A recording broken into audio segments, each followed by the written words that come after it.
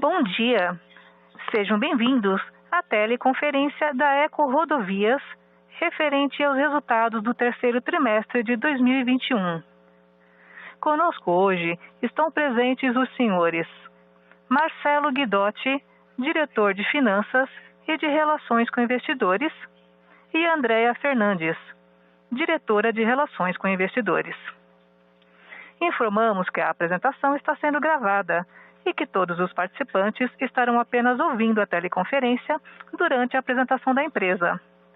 Em seguida, iniciaremos a sessão de perguntas e respostas exclusivamente para analistas e investidores da indústria, quando maiores instruções serão fornecidas.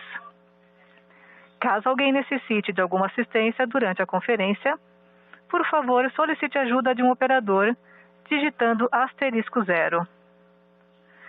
O áudio e os slides desta teleconferência estão sendo apresentados simultaneamente na internet, no endereço ri.ecorodovias.com.br. Neste endereço, pode ser encontrada a respectiva apresentação para download na plataforma do webcast, seção Relações com Investidores. Antes de prosseguir, gostaríamos de esclarecer que eventuais declarações que possam ser feitas durante esta teleconferência relativas às perspectivas de negócios da Eco Rodovias, projeções, metas operacionais e financeiras, constituem-se em crenças e premissas da diretoria da companhia, bem como em informações atualmente disponíveis. Elas envolvem riscos, incertezas e premissas, pois se referem a eventos futuros e, portanto, dependem de circunstâncias que podem ou não ocorrer. Investidores devem compreender que condições econômicas gerais, da indústria e outros fatores operacionais podem afetar o desempenho futuro da Eco Rodovias e conduzir a resultados que diferem materialmente daqueles expressos em tais considerações futuras. Agora, gostaríamos de passar a palavra à senhora Andréa Fernandes, que fará os comentários sobre os resultados do terceiro trimestre de 2021. Por favor, senhora Andréa, a senhora pode prosseguir. Bom dia, sejam bem-vindos a mais uma teleconferência do Grupo Eco Rodovias, hoje referente aos resultados do terceiro trimestre de 2021. Agradecemos o interesse e a participação de todos. O terceiro trimestre foi marcado por algumas conquistas importantes, como a assinatura do contrato de concessão federal da BR-153 Tocantins-Goiás para exploração por 35 anos, alinhada à estratégia de crescimento da companhia. Em setembro, a Holding do Araguaia aprovou em Assembleia Geral de Acionistas a emissão de 1,4 bilhão de reais em debêntures incentivadas pelo prazo de 15 anos para pagamento das notas promissórias emitidas em agosto de 2021. A agenda ESG continua avançando. A companhia realizou um estudo para levantar os seus principais riscos e vulnerabilidades relacionados com os efeitos das mudanças climáticas para os anos de 2030 e 2050 em suas operações. O estudo foi feito em todas as unidades do grupo e indica quais são os principais riscos em nossas rodovias, considerando 5 eventos climáticos: inundações, deslizamentos, ondas de calor, ventos e aumento do nível do mar. Os resultados deste estudo vão ajudar a companhia a se preparar para o enfrentamento das mudanças climáticas, considerando tanto alterações estruturais quanto de estratégia de atuação. Mais detalhes sobre a nossa agenda ESG podem ser encontrados na página 2 do release de resultados. Passando agora para o desempenho operacional, no slide 2, observamos a evolução mensal do tráfego consolidado e do tráfego comparável nos 9 primeiros meses de 2021, comparado aos mesmos períodos de 2020 e 2019. Importante destacar que nos meses de julho, agosto e setembro de 2021, o tráfego comparável apresentou aumento de 1,8%, 3,3% e 5,5%, respectivamente, em relação aos meses de 2019. Com relação ao terceiro trimestre, demonstramos no slide 3 a variação do tráfego consolidado, que teve crescimento de 17,7%. Desconsiderando o início das operações da Ecovias do Cerrado, o tráfego comparável apresentou crescimento de 7,9% no trimestre, devido à flexibilização das medidas de isolamento social e avanço da vacinação. Destaque para os veículos leves, que tiveram aumento de 12%. Em relação ao desempenho financeiro consolidado do grupo, apresentamos no slide 4 a evolução da receita bruta, que aumentou 19,3% no terceiro trimestre. Desconsiderando a receita de construção, a receita bruta apresentou crescimento de 19,6%, impulsionado pelo início da cobrança de pedágio da Ecovias do Cerrado, crescimento do tráfego e reajuste de tarifas. Destaque para o incremento de 127,9 milhões de reais por arrecadação eletrônica AVI.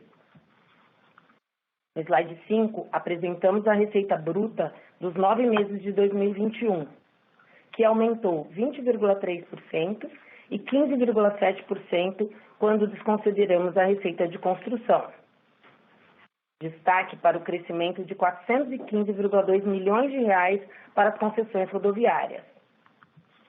No slide 6, a receita líquida, excluindo a receita de construção, cresceu 19,7% no trimestre, e o custo caixa ajustado totalizou 285 milhões de reais.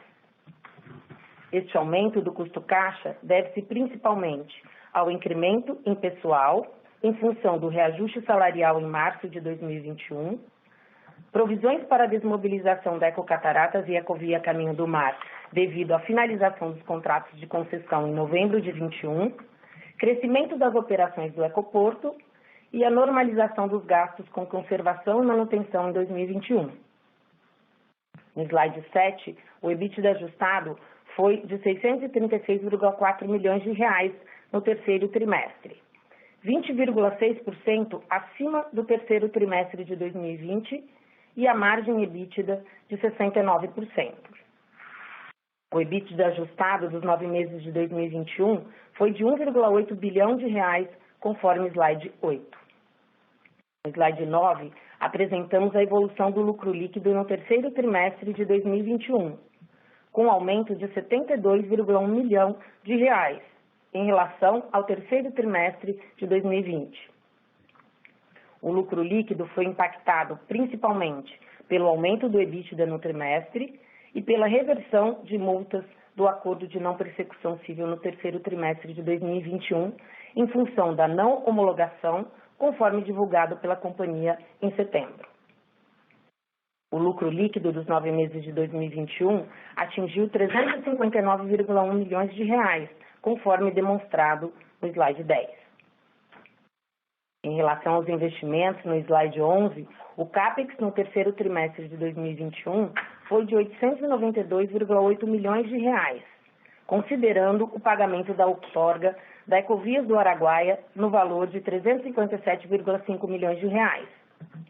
Destaque para duplicações e obras de conservação de pavimento na Eco 135, Eco 050 e Eco 101, e obras de conservação especial de pavimento na Ecocataratas, Ecovias do Cerrado e Ecosul.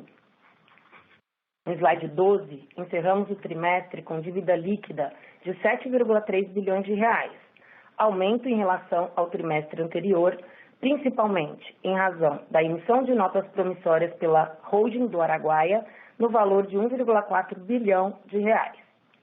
Os recursos da emissão foram destinados ao aporte de capital na Ecovias do Araguaia e posterior depósito de 1,1 bilhão de reais na conta reserva e pagamento da outorga de 357,5 milhões de reais. A alavancagem, medida pelo indicador de dívida líquida EBITDA ajustado, foi de 3,1 vezes, comparado a 2,6 vezes no segundo trimestre de 2021. Seguindo para o slide 13, encerramos o trimestre com saldo de caixa de 3,4 bilhões de reais, que representa 0,7 vezes a dívida de curto prazo. Em 2022, os vencimentos totalizam 4,2 bilhões de reais e estão distribuídos da seguinte forma: 1,1 bilhão de reais na Ecorodovias Infraestrutura e Logística, 592 milhões de reais na Ecorodovias Concessões e Serviços, 962 milhões de reais na Ecovias dos Imigrantes e 1,4 bilhão de reais na Holding do Araguaia, cujo pagamento será realizado com a emissão de debêntures incentivadas com prazo de 15 anos. No slide 14, temos as alavancas de crescimento da Ecorodovias. A capitalização da companhia no valor de 1,7 bilhão de reais, em conjunto com parcerias em futuros leilões, projetos target que já tem geração de caixa no D0, alongamento do contrato da Ecovias dos Imigrantes, distribuição de dividendos adequada ao ciclo de crescimento e geração futura de caixa, nos deixam confortáveis quanto à capacidade financeira e competitiva da companhia e permitirão a busca de oportunidades de investimento no mercado rodoviário brasileiro. No slide 15, demonstramos os principais marcos das entregas da Ecovias do Araguaia, desde o vencimento do leilão em abril deste ano. Realizamos o financiamento pela Holding do Araguaia para o pagamento da outorga e depósito na conta aporte para o cumprimento do contrato de concessão, realizados entre agosto e setembro. Ainda em setembro, foi realizada a assinatura do contrato de concessão e, em outubro, a assinatura do termo de arrolamento e transferência de bens e a assinatura do contrato de construção para a realização das obras obrigatórias do contrato de concessão. Nos slides 16 a 21, apresentamos os principais indicadores ESG, destaque para o aprimoramento e inclusão de novas metas ESG para a liderança. A companhia continua estudando as próximas concessões rodoviárias, como as concessões federais do Paraná, CRT e Triângulo Mineiro no estado de Minas Gerais. Com isso, concluímos a nossa apresentação. Gostaríamos agora de passar para a sessão de perguntas e respostas. Operadora, estamos prontos para os questionamentos dos nossos analistas e investidores. Obrigada. Obrigada. Iniciaremos agora a sessão de perguntas e respostas para investidores e analistas. Caso haja alguma pergunta, por favor digitem *1 em seu telefone. Se a sua pergunta for respondida, você pode sair da fila digitando *2. As perguntas serão atendidas na ordem que são recebidas. Solicitamos a gentileza de tirarem o fone do gancho ao efetuarem a pergunta. Dessa forma, uma ótima qualidade de som será oferecida. Nossa primeira pergunta é de Regis Cardoso, do Credit Suisse. Oi, André, bom dia, parabéns pelos resultados. Duas perguntinhas rápidas aqui do meu lado. Uma delas é sobre o nível de CAPEX, agora desse terceiro trimestre. Queria entender se ele é mais parecido com um nível normalizado, vamos dizer assim, ou se ele teve algum efeito pontual. A gente notou que teve um aumento relevante, né? Mesmo excluindo o 358 lá da 358 milhões de reais da BR-163, sequencialmente, nas comparações anuais, também teve um incremento grande, né? E aí a outra pergunta é se esse nível de alavancagem, que fechou agora o 3.1, se ele é um limitador na decisão de participar em leilões futuros, né? E, evidentemente, o maior exemplo em termos de tamanho da concessão é a Dutra agora, nessa semana. Quais são as alternativas, né, para vocês participarem e não terem problema com a alavancagem? Se você puder comentar um pouco a questão dos covenants, eu sei que tem covenant de 3,5, mas que ele está distribuído às vezes dentro das subsidiárias, então se puder comentar um pouquinho sobre esse firing power que vocês ainda têm. Desculpa, BR-153, não sei se eu falei errado. Regis, bom dia, é o Marcelo, como vai? Obrigado pela pergunta, Regis. Sobre o CAPEX, como você bem falou, retirando o pagamento da outorga da BR-153, Ecovias do Araguaia, O CAPEX, ele neste trimestre normalizou um pouco, teve alguns adiamentos no primeiro e segundo trimestre, vem normalizando agora, e estimamos que o quarto TRI mais ou menos venha no mesmo nível deste terceiro TRI. Então é mais um efeito sazonal, diria. Algumas obras demoraram a iniciar por motivos operacionais, nada de intransponível, e agora estão sendo realizadas, em particular as obras da ECO 135, que iniciam de fato, a ECO 101 que continua o seu ciclo de obras, começa a Ecovias do Cerrado também, então acho que o que estava previsto, demorou um pouco no primeiro e segundo TRI, vem agora no terceiro TRI e continua assim no quarto TRI também. Sobre o nível da alavancagem, não vou comentar nada sobre a Dutra, obviamente, mas em geral a gente, o 3.1 nos deixa tranquilos, nós temos uma estratégia de longo prazo, conhecemos os projetos, tem projetos que já nascem com geração de caixa, tem possibilidade de parcerias com the equity, tem, enfim, uma geração de caixa forte que vem dos projetos maduros, tem com a extensão do prazo de Ecovias ter uma capacidade renovada de otimizar a estrutura financeira. Tudo isso está sendo considerado, né, quando a gente estuda as novas oportunidades. A gente monitora os nossos covenants, como você bem falou, tem níveis diferentes, mas os últimos covenants, inclusive alguns deles já chegam a 4, 4,5. A gente tem bastante clareza da nossa capacidade, dos nossos targets e das nossas alavancas. Então a gente está tranquilo. Acho que os números estão indo bem, este quarter foi bem positivo, o tráfego está voltando e isso abre mais espaço ainda para o crescimento. Mas um crescimento, de novo, de longo prazo, com cuidado, olhando bem os ativos. Obrigado, Regis. Ótimo. Obrigado, Guidotti, muito claro. Bom dia. A próxima pergunta é de Vitor Mizusaki, do Bradesco BBI. Oi, bom dia, parabéns pelo resultado. Eu tenho duas perguntas. A primeira, no resultado do terceiro TRI, vocês mencionam que teve provisionamento para o fim da concessão da Eco Cataratas e da Caminho do Mar.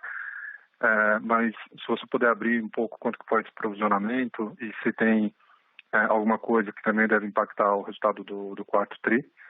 E a segunda pergunta, com relação à questão do cronograma de dívida, né? A André mencionou a quebra, né, do que tem vencendo em 2022, mas se você puder também dar algum tipo de detalhe, né, de como que vocês estão pensando o processo de refinanciamento dessas dívidas. Obrigado. Vitor, bom dia, obrigado pela pergunta. Sobre o provisionamento da Ecovia e Cataratas, ele já vem sendo realizado nos últimos quartos, agora está tendo um ajuste final, porque estamos chegando perto ao finalmente das concessões, terá alguma coisa no quarto TRI. Sobre provisões, estamos falando de mais ou menos, neste trimestre, de 2 milhões de reais. Teve outros custos pontuais, que são alguns programas de retenção para alguns executivos chaves das concessionárias que permanecerão com o Grupo Ecovias para fazer frente, obviamente, a novas oportunidades. E somando as duas coisas, provisões e estes pacotes de retenção, estamos falando de alguma coisa como 3 milhões e meio. Sobre o cronograma da dívida, é bem simples. Sobre a questão de Ecovias da Araguaia, estamos finalizando praticamente a liquidação da debênture que terá uma duration de 15 anos e vai substituir a nota promissória, já se encaixa, bem desenhada para se encaixar no projeto, essa é uma ótima notícia. Temos uma dívida na holding, Ecovias Infraestrutura Logística, que vence em março, de 1 bilhão e 100, mais ou menos, e a gente já inicia agora os trabalhos, discussões com os bancos, não é uma debênture a mercado, para a rolagem. Depois tem uns vencimentos na Ecovias dos Imigrantes, grandes, somam quase 900 milhões de reais. A Ecovias dos Imigrantes está pouco alavancada, é uma oportunidade para reestruturar a dívida dela, já com o seu termo aditivo assinado, e alongar essa dívida. Estamos começando a estudar quais alternativas, mas não vemos muito problema. E o restante vai ser liquidado com o caixa dos projetos, né? Então, realmente não é, tirando Ecoinfra e Ecovias do Araguaia, o restante é bem operacional. Ecovias do Araguaia está resolvido, falta só Ecoinfra. Obrigado. Tá ótimo. Obrigado. Senhoras e senhores, lembrando que para fazer perguntas, basta digitar *1. Por gentileza, aguardem enquanto coletamos as perguntas. Avisa aí. Tem uma pergunta, acho que no via web, não sei se a gente quer ler a pergunta e responder. Eu leio.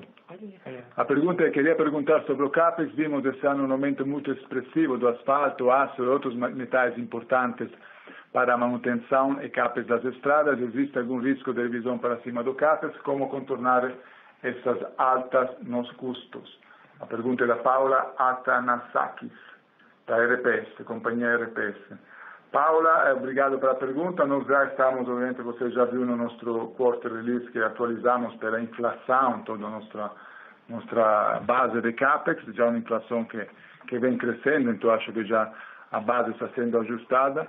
E, obviamente, a gente monitora o andamento dos preços dos principais insumos. O principal para nós é o CAP, que compõe a material bituminoso para os asfaltos. E obviamente, está tendo um aumento, mas entendemos que é um aumento pontual, vai talvez afetar algumas obras, algum CAPEX pontual do ano 21-22, obviamente não é um impacto que se leva para toda a curva futura do CAPEX, até porque a gente, como a gente sempre menciona, tem alavancas internas para eventualmente evitar grandes consumos desses insumos em momento de alta e eventualmente utilizar soluções técnicas diferentes. Então, eu diria que impactos pontuais provavelmente terá sim, alguns deles já estão refletidos na inflação, que foi atualizada neste quarto, e a companhia está sempre atenta para que esses efeitos sejam realmente pontuais e não se estendam a toda a curva do CAPEX. Obrigado.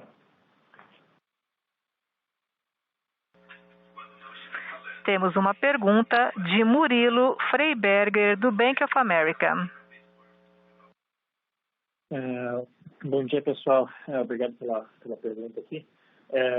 Do nosso lado, na verdade, é para falar um pouquinho dos leilões que estão vindo. A gente tem a Dutra agora em breve, em 2029, e a gente sabe que tem também o anel de integração do Paraná Grande, que vocês têm ativos atualmente, que tem um edge para bid. Se vocês pudessem falar para a gente aí de estratégia para esses próximos leilões. Vocês devem entrar com um parceiro, não sei se já podem comentar ou não, para os próximos leilões, financeiro, o stake da empresa, enfim, os ativos, enfim, se vocês acham acho que a Dutra está quase given que vai acontecer, mas qual é o timing do anel de integração do Paraná na cabeça de vocês, porque é um leilão super importante, que vocês têm um edge também para participar, enfim, o que vocês pudessem comentar para a gente um pouquinho dos leilões futuros que estão acontecendo, seria interessante. Murilo, bom dia, obrigado pela pergunta. A gente é bastante transparente nesse sentido, nós acompanhamos o programa federal como um todo, né? E no programa federal destacamos, como você falou, o anel de integração do Paraná, que é estimado segundo ou terceiro quarter, tá? Diria que ao longo de 2022, então ainda não está cravado uma data, mas é mais para segundo ou terceiro, né? Nós acompanhamos, temos 2 concessões que estão vencendo aí, o programa obviamente renova um pouco, muda um pouco a característica dos 6 lotes, mas permanece nesses 6 lotes como a base dessa anel de integração. Estamos estudando essas oportunidades. Tem outras federais que a gente acompanha, a Concer, a CRT, no Rio de Janeiro, também que podem ser interessantes. Nós temos uma presença em Minas Gerais e isso nos faz olhar com atenção no programa de Minas. A concessionária Triângulo Mineiro deveria ser a primeira no primeiro trimestre do ano que vem. Tá? E a gente permanece e acompanhamos também aqui em São Paulo, o Litoral Paulista, eventual Rodoanel. Estamos acompanhando, tendo um pouco de atraso esses 2 leilões, mas é o que a gente tem declarado aos investidores, que são nossos targets principais. E a gente estuda sempre a possibilidade, estuda e discute se a gente vai sozinho, vai com algum parceiro financeiro. Já fizemos isso na Ecovias Araguaia. está indo tudo bem, então achamos que nós podemos continuar a manter essa estratégia, às vezes dá certo, às vezes não dá certo, mas estamos abertos a essa oportunidade também. Então, em geral, para 2022, são esses nossos targets, tá? Que a gente vem declarando ao mercado. Obrigado. Excelente. Obrigado, Guidotti. Super claro. A próxima pergunta é de Thaís Castelo, do Itaú. Oi, pessoal. Bom dia pelo call. Tenho duas perguntas aqui. A primeira delas é em relação ao imposto de renda, alíquota efetiva. A gente viu uma queda considerável, mesmo ajustando aí pelo one-off positivo que vocês registraram nesse trimestre. Queria só confirmar se isso é fruto aí de um resultado melhor diluindo o prejuízo não dedutível. Então, essa seria a primeira pergunta, mais uma confirmação. E entender o que a gente poderia esperar de alíquota efetiva para frente, por favor. E a minha segunda pergunta seria relacionada ao endividamento, que já foi respondida ao Regis. Então, vou aproveitar para encaixar uma pergunta, não necessariamente relacionada ao TRI, mas só para perguntar em relação ao novo CEO, a indicação do senhor Gianfranco ao cargo, como que está a questão de eleição e posse e o que a gente poderia esperar para o mandato dele, por favor. Obrigada. Thaís, bom dia, obrigada pela pergunta. Sobre a primeira do imposto de renda, perfeita a sua resposta, exatamente o que você falou. Eu acho que o resultado positivo acaba diluindo então a resposta é sim, confirmo. É óbvio que a gente tem que isso vai depender dos resultados futuros. Então a companhia pretende incrementar seus resultados, então esse efeito deveria continuar. Sobre a segunda pergunta agora, sobre o endividamento foi respondido, sobre o CEO Gianfranco foi indicado, agora está tramitando as permissões, porque ele vendo do estrangeiro precisa alguns documentos nacionais para assumir o cargo, está indo tudo bem. Eu entendo que em novembro poderá ter já a eleição e a confirmação dele ao cargo. A partir daí, enfim, Gianfranco será obviamente disponível para todos vocês, investidores, para comentar, enfim, e falar. Agora ele, por enquanto, está só indicado, inclusive está aqui ouvindo a nossa conversa. Obrigado, Thaís. Obrigada. A próxima pergunta é de Luiz Peçanha, do Banco Safra. Bom dia a todos. Minha pergunta é em relação a um comentário que vocês fizeram no release agora do terceiro TRI, referente a potencial rebalanceamento das concessões em função das perdas, né, de tráfego com a pandemia. Eu queria saber se vocês têm algum tipo de mensuração aí de que tipo de valor vocês podem vir a ser reembolsados, se todas as concessões tem essa cláusula aí no contrato que podem permitir esse ressarcimento de tráfego em função da perda de tráfego, e como a Artesp tem se posicionado em relação a esses desbalanceamentos, se já reconhece publicamente esse passivo, como é que vocês imaginam e também em termos de velocidade, né, o que a gente pode esperar? Luiz, obrigado pela pergunta. Sobre o reconhecimento público, acho que durante a pandemia teve várias declarações, tanto do governo federal como Artesp, que obviamente trata-se de um fator de força maior. Então, agora a gente está um pouquinho além disso. A gente agora quer além do reconhecimento, receber o equilíbrio. Está indo bem no âmbito federal, tá? Mas eu já declarei aqui que são valores, afinal de contas, não muito representativos. O nosso tráfego nas concessões federais ao longo da pandemia foi suportado pelos volumes fortes de safra, de exportação, tá? Então não são valores expressivos, mas mesmo assim a gente está avançando já com cálculos e provavelmente teremos algum reajuste tarifário que irá equilibrar esta perda. Mas de novo, não é nada significativo. Aqui em São Paulo a discussão está ainda suspensa, não temos sinalizações que possa ser alguma coisa que não venha a ser aceita, mas está suspensa. São Paulo está se dedicando, a agência, fortemente, com empenho, à finalização das discussões dos reequilíbrios, que a gente entende que seja uma prioridade, né? Então a gente não está avançando com outras pautas, mas, de novo, também em São Paulo não estamos falando de valores expressivos, tá? São valores que eventualmente possam ser reequilibrados com algum ajuste de tarifa, mas não é nada de expressivo. Ótimo, obrigado. Encerramos nesse momento a sessão de perguntas e respostas. Gostaria agora de devolver a palavra à senhora Andréa Fernandes para suas considerações finais. Eu agradeço a todos a participação no call. Eu e o meu time estamos à disposição para qualquer dúvida. Obrigada, um bom dia a todos. A teleconferência da EcoRodovias está encerrada. Agradecemos a participação de todos e tenham um bom dia.